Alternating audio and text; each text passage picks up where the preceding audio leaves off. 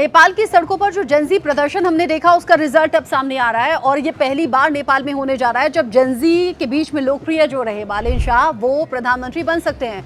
नेपाल के आम चुनाव में राष्ट्रीय स्वतंत्रता पार्टी के नेता यानी कि बालेन शाह ने बड़ी राजनीतिक बढ़त हासिल की है। झापा जिले में निर्वाचन क्षेत्र 5 से उन्होंने नेपाल के पूर्व प्रधानमंत्री केपी शर्मा ओली को करीब 50,000 वोटों के अंतर से हरा दिया। ये बड़ी शानदार जीत है और बहुत बड़ा अंतर भी है। अंतिम मतगणना के मुताबिक बालेन शाह को 68,348 वोट मिले हैं जो कि ऐतिहासिक हैं, जबकि केपी शर्मा ओली को लगभग 18,000 वोट ही प्राप्त हुए। यानी ये बड़ा अंतर है। इससे मालूम होता है कि जो जेनजी हैं, जो युवा हैं, वो बालेन शाह को कितना समर्थन करते हैं या पसंद करते हैं। फिलहाल नेपाल में नई सरकार की गठन को लेकर मतगणना जारी है। रुझानों के मुताबिक बालेन शाह की पार्टी आरएसपी सरकार बनाने की तरफ आगे बढ़ रही है। अब तक 165 सीटों पर रुझान सामने आ चुके हैं, जिनमें आरएसपी ने 55 सीटें जीत ली हैं, जबकि 66 सीटों पर पार्टी आगे चल रही है। यानी बढ़त लगातार हो रही है। राष्ट्रीय स्वतंत्र पार्टी की स्थापना 4 साल पहले पत्रकार से राजनेता बने रवि लाम्बेछाने ने की थी।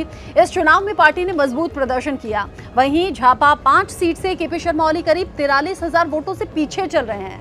आपको बता दूं कि ओली ने इस सीट से 2017 और 2022 के चुनाव जीते थे। अब सोचिए कैसे चीजें एकदम से पलट गई हैं। इस बीच भारत के प्रधानमंत्री नरेंद्र मोदी ने नेपाल के लोगों और सरकार को चुनाव के सफल और शांतिपूर्ण आयोजन के लिए बधाई दी है। पीएम मोदी ने सोशल मीडिया अकाउंट एक्स पर लिखा है कि नेपाल के लोगों को अपने लोकतांत्रिक अधिकारों का उत्साह के साथ इस्तेमाल करते हुए देखकर बहुत खुशी हो रही है। ये खुशी की बात है। उन्होंने नेपाल के लोकतांत्रिक यात्रा का एक महत्वपूर्ण और गर्व का क्षण इसे बताया है, जिस तरीके से रिजल्ट सामने आए हैं। पीएम मोदी ने कहा कि भारत एक करीबी मित्र है और पड़ोसी के रूप में नेपाल की नई सरकार और जनता के साथ मिलकर शांति, प्रगति और समृद्धि के लिए काम करने के अपने संकल्प पर कायम रहेगा।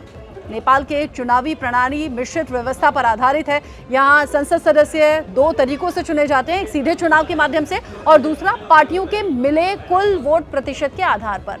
नेपाल में 110 सीटें पार्टी को मिले वोट प्रतिशत के आधार पर आवंटित की जाती हैं, जहां मतदाता सीधे किसी उम्मीदवार को नहीं बल्कि पार्टी को वोट देते हैं। अब तक के आंकड़ों के मुताबिक बालेन शाह की पार्टी आरएसपी लगभग 54.8 इसे कह सकते हैं 54.5% वोट उन्हें मिल चुके हैं। नेपाल में मतदान 5 मार्च को हुआ था, जिसमें करीब 58% मतदाताओं ने अपने मताधिकार का इस्तेमाल किया।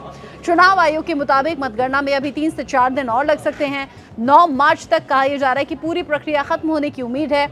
चुनाव परिणाम सामने आने के बाद पार्टी नेतृत्व ने अपने विजयी उम्मीदवारों को विजय जुलूस या फिर जश्न न मनाने का निर्देश भी दिया है। पार्टी के उपाध्यक्ष हैं डीपी आर्यल, जिन्होंने कहा है कि ये समय उत्सव मनाने का नहीं बल्कि जनता के जरिए दी गई जो जिम्मेदारियां हैं उन्हें निभाने का है। पार्टी ने निर्देश दिया है विजयी उम्मीदवार फूल मालाएं पहनने, मोटरसाइकिल या फिर गाड़ियों के काफिले के साथ जुलूस निकालने जैसे कार्यक्रमों से बचें, सीधे जनता की सेवा में जुट जाएं। यानी कि जो वादे किए गए थे, जेनजी प्रदर्शन हो रहे थे, इन प्रदर्शन के बीच में जो नेता बनकर उभरे और सबसे पसंदीदा नेता तो बालेन शाह, जिन्हें समर्थन भी अब भरपूर मिल रहा है, तो अब सीधे तौर पर पार्टी और पार्टी के बड़े नेताओं का कहना है कि अगर आप जीतते हैं, जनता आपको समर्थन करती है, तो फिर लोगों के बीच में जाकर सीधा काम में जुटना है, बजाय कि नेताओं की तरह मालाएं पहनने, उत्सव मनाने या फिर रैली करने के। यानी जो वादा किया अब वो निभाने का नंबर आ चुका है। जेनजी युवाओं के प्रदर्शन का असर अब इन रिजल्ट्स में दिखा है और नेपाल ने मानो इतिहास रच दिया है।